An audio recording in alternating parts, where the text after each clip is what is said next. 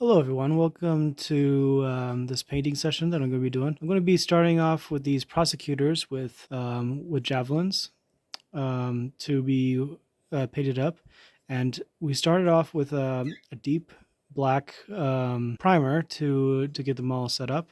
And as our first color, we're going to be working with a base of Rhinox hide, and we'll see how that turns out. After applying the Rhinox hide from earlier, we can use the Retributor armor for the base, and then a bit of Reikland Flesh Shade to continue over. And you get yourself a nice, even coat on all the gold parts.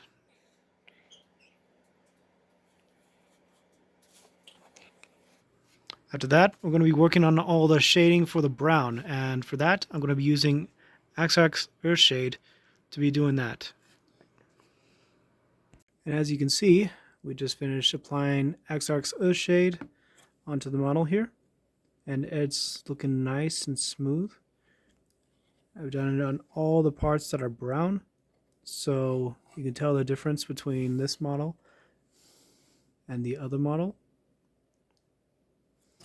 Oops. And as you can tell between the two models, that the darker shade for this model, and then the lighter shade for this model. And I'm going to be applying the rest of the shade onto this one and making sure he's well painted. Next, after that, after we finish the Axarx Earthshade, we're going to be applying Doombull Brown. I'm going to be highlighting all the sections in the darkest areas on this character. I'm going to probably thin it down a little to help it out, but we'll see how it goes.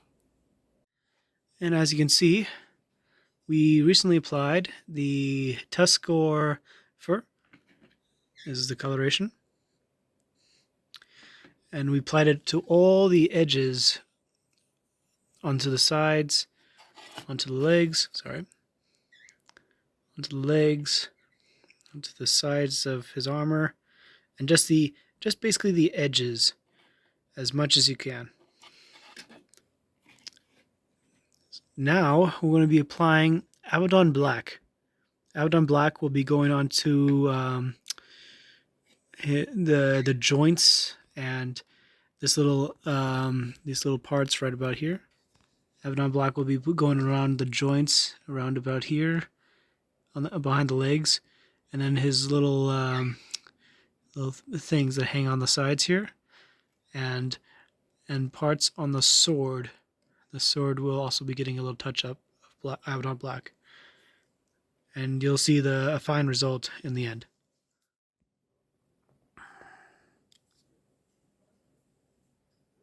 So we finished applying the Doombull Brown on the sections of the characters, and as you can see, the models a bit more darker in color compared to what they were to all the sections. This is what you'd be looking for if you want to try to apply a nice dark section upon all the brown parts.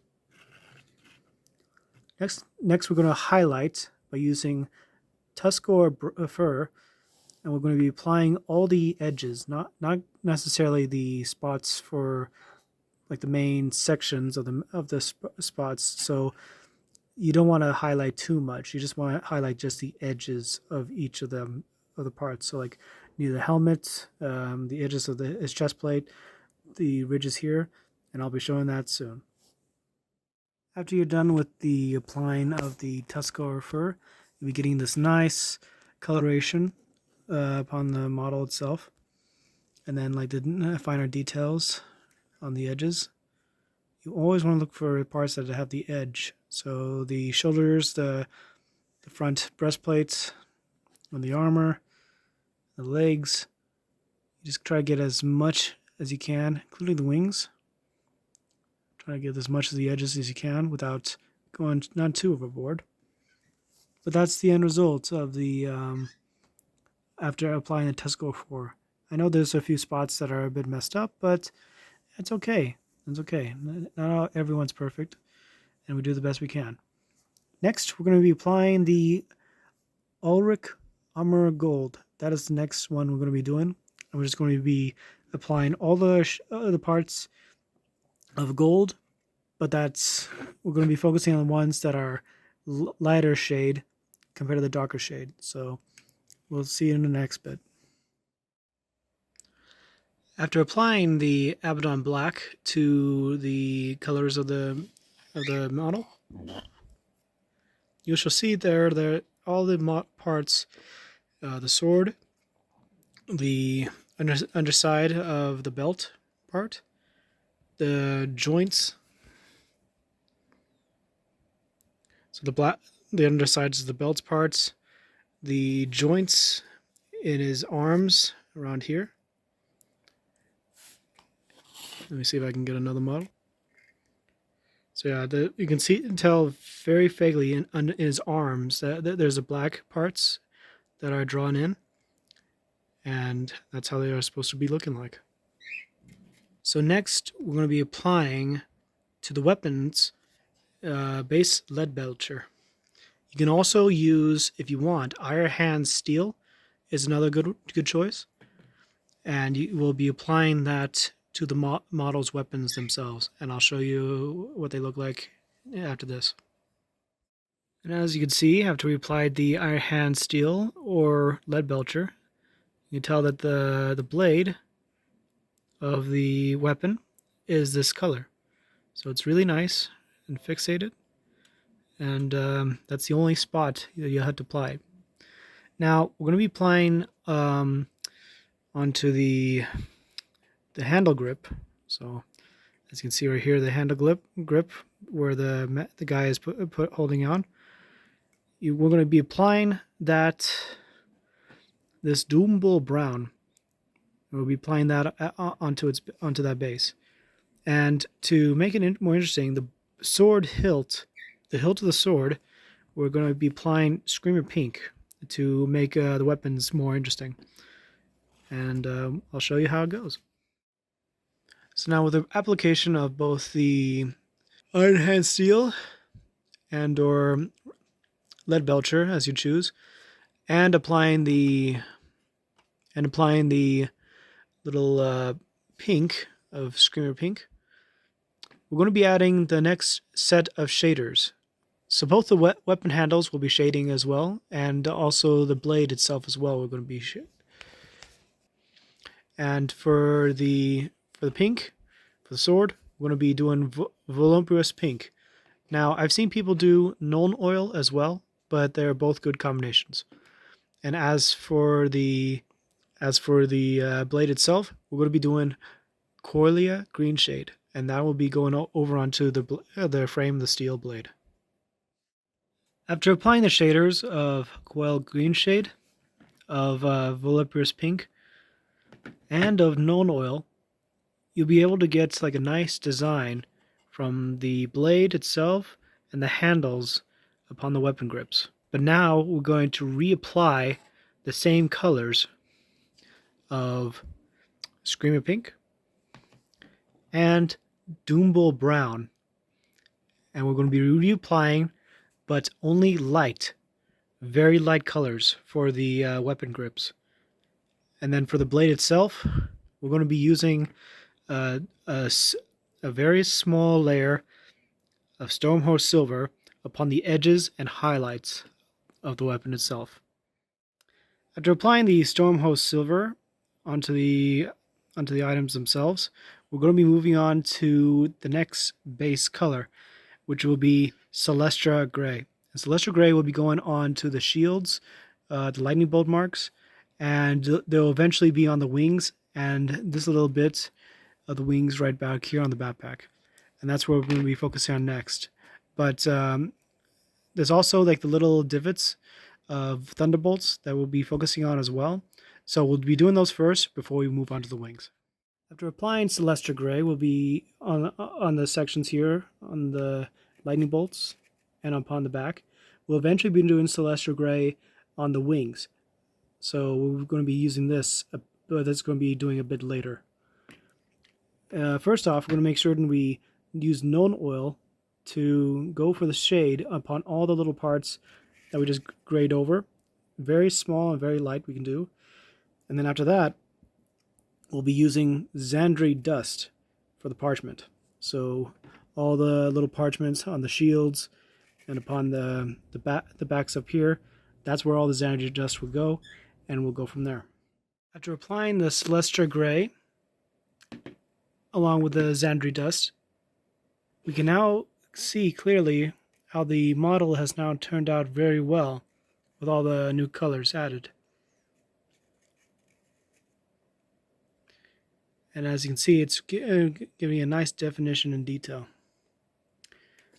Now for those final parts for the shaded Celestial Gray and Nuln Oil, we're going to be using White Scar to apply to the lightning bolts on the shoulder pads and on the shields as well. And then after that, we're going to be using Axarax Earthshade, and this will be going on all the parts that has Xandri dust on it. So all the parts that have the parchment, all that will be covered by the Axarax Earthshade. After applying the White Scar and the Xandri dust, you can see now that the model itself looks really well. And the darker shades and the Xandri dust, and the white parts for the White Scar upon the lightning bolts and effects. This is the kind of design you're looking for your model. Next, we're going to be applying Ushapti Bone. We're going to be doing all the parts that are not dark upon all the areas where we did the Axarax Earthshade. So every single part that we just did before, now we're going to be doing applying that same color, but just avoiding the dark recesses and avoiding the darker areas. And then finally, we're going to be also actually adding Liberator Gold. We're going to be applying that to the edge highlights for all the gold sections of the model to give it a nicer shine, nicer detail. And we're going to be doing a light variant. So just to make this model already stands out, we're just going to just make it stand out just a little bit more and have some fun with it. After applying the Ushapti Bone and the Liberator Gold, you see that the model has now become more prominent in its design. Now, there are a few spots that are little touch-up cleanups, but we'll work on those a bit later. But the next main color to finish with the parchment is Pallid Witch Flesh. And then we'll see how we go from there. As you can see with the parchment, everything is looking very well with the Pallid Witch Flesh being applied just along the edges of the model itself. Now we're going to be doing another color to finish up some highlights, and this is with Eshin Gray. We're going to be applying to all the black sections that are on him, so in the arms, the belts, and whatnot. And we're going to be doing that. Next, we're going to be doing also Runefang Steel, and this is a tricky one because it's going to be on the rivets and like the little bolts. You'll notice the small tiny bolts, little dots at the bottom of those right there. And there's also a few like little smaller ones along the gold. You'll notice right there. And we'll be working on those next. Finally, we're also going to be reapplying. This is optional for you guys if you feel like everything's done right with the parchment along the edges. But if you wish, we're going to reapply Axarax Earthshade. Now, this is optional, but if you just want to get that extra darker tones and darker colorations, you would want to try to get those nice highlights so it's nicely done well. And for that, you're going to make sure you use the tiniest, thinnest brush for insane detail, basically, just to get into the little dots and make sure that you get every single section filled with dark of Axarax Earthshade. After applying the colors of Eshin Gray and Axarax Earthshade upon you should see that the markings of it should look much more defined and much more better So it'll be like I said, the Eshin Gray is going to be on the edges of all black spots upon the armor, and the Axor Shade, that was optional if you believe you had enough, but just to darken the recesses of the parchment. Finally, now we're going to be using Celestia Gray, Gray, and we're going to be applying upon all of the wings. So we did this little part in the middle. We did the little part in the middle, and now we're just going to be doing the wings and just base it up with Celestia Gray. After applying the Celestia Gray upon the wings, this is what the after image of what these are supposed to look like upon all the wings of the back. And it's supposed to be given a nice base color. Sometimes you have to do it twice to ensure you get the nice rich gray color that you want from the Celestia Gray. So to top the wings off, we're going to be applying Lamian Medium to the base, and we're going to be doing Altdorf Blue Guard. That's the two colors we're going to be using next. And for this, we're going to be doing 3 parts of the Lamian Medium and 3 parts of the Altdorf Blue. And we'll be given like a nice base coat over a contrast paint over the whole section of the wings. After applying the Altdorf Blue and the technical Lamian Medium, we were able to get like a nice unique design of the wings and how they're supposed to look. Now we're going to be applying white scar onto all the sections of the wings itself. So we're going to be using the flat edge of your paintbrush. You want not the tip of it, but the flat end of it. And then you'll be getting a design similar to what the other model looks like. It would look like something like this. We're going to be using that design to get along the edges using that white scar. And we're going to be applying that and seeing how it goes. Afterward, we're going to be using you can do either an Eshin Gray or Mechanicus Standard Gray as your base, and we'll be going to paint the bottom edges of the model to create like a nice unique stone or ground design, and we'll go from there. After applying the white scar onto the wings from before, and after applying the Eshin Gray upon the rock formations on the bottom of the base, your model is basically now complete. The only thing we're going to be doing next is the base, but first there's one extra detail that's important. I have an older model here of the Prosecutors. As I bring it forward, they have a little transfer sheet on their shoulder pad.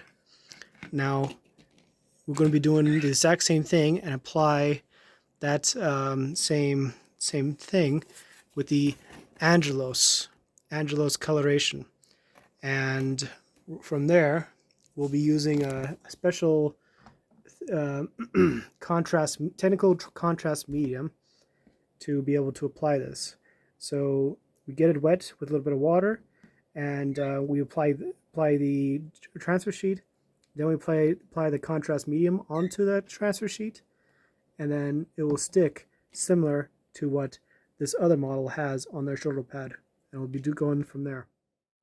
After applying the Eshin Gray upon the rocks, the model is now complete, along with the little small shield emblems as well upon the shoulder pads, and everything is good. The only thing now that's left is using Astrogranite technical, or just any regular Astrogranite stuff, like a texture and whatnot. And this, I use Citadel to go with it, and that'll be going upon the base of the model itself. But you have to let it dry for a good while, so like a good hour or two before you work on the next bit. And you would use Nuln oil to cover the whole base and let that dry as well. And then after that, you will be using a bit of a Tyrant Skull. Now, I would use this specific brush a little bit of a flat end brush. And what you do is essentially, once you get a good amount upon the tyrant skull, you use it and you would do it in this motion to try to get out as much as possible, and you would lightly brush across the top of the model, the base model, and then you'll be doing exactly that over the whole thing. And that's the final step you need to do for doing these models. And after a long process, the models are now complete. This is what your Prosecutor with Stormcast Javelins shall be looking like. And going exactly from what the model looked like from the art stuff. So this is how you make your model. Hope you enjoyed, and good luck painting.